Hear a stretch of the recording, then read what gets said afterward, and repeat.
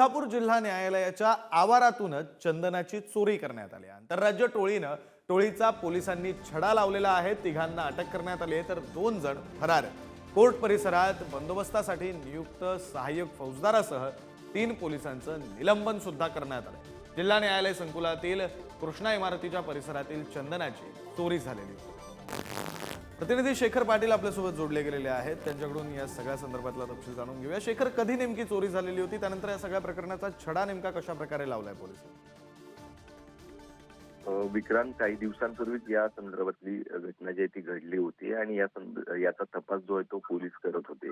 मात्र पोलीस चोरांना आता कशाची भीती राहिली नाही असंच म्हणावं लागेल, कारण कोल्हापूर जिल्हा कोर्टाच्या आवारातूनच चंदनाची अशा प्रकारे चोरी होते। ज्या ठिकाणी पोलीस बंदोबस्त देखील तैनात असतो त्या ठिकाणून अशा पद्धतीची चोरी होत असेल तर किती असुरक्षितपणा जो आहे तो या ठिकाणी पाहायला मिळतोय।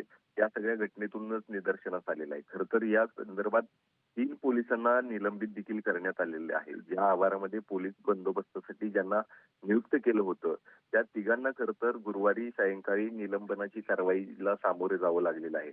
आपण जर बघितलं तर जिल्हा कोर्टाच्या आवारातच असलेल्या कृष्णा इमारतीच्या पाठीमागच्या बाजूला चंदनाची झाडं आणि त्यातीलच एक झाड जे आहे ते त्या चोरट्यांनी जे आहे ते चोरून नेलं होतं आणि या प्रकरणी तिघांना आता अटक देखील करण्यात आलेली आहे, ज्यामध्ये एक अल्पवयीन देखील असल्याची माहिती समोर आलेली। त्यामुळे निश्चितच आहे, एकीकडे अनेक चोरीच्या घटना घडत असताना दुसरीकडे न्यायालयाच्याच आवारातून अशा पद्धतीनं चोरी झाल्याची घटना जी आहे ती आता समोर आलेली आहे। खरं आहे शेखर, न्यायालयातूनच जर चंदनासारख्या गोष्टीची चोरी होत असेल, ती न्यायालयामध्ये पोलीस बंदोबस्त हा कायमच तैनात असताना, तर निश्चितच ही चिंतेची बाब आहे। धन्यवाद तुम्ही दिलेल्या या सगळ्या तपशिलासाठी।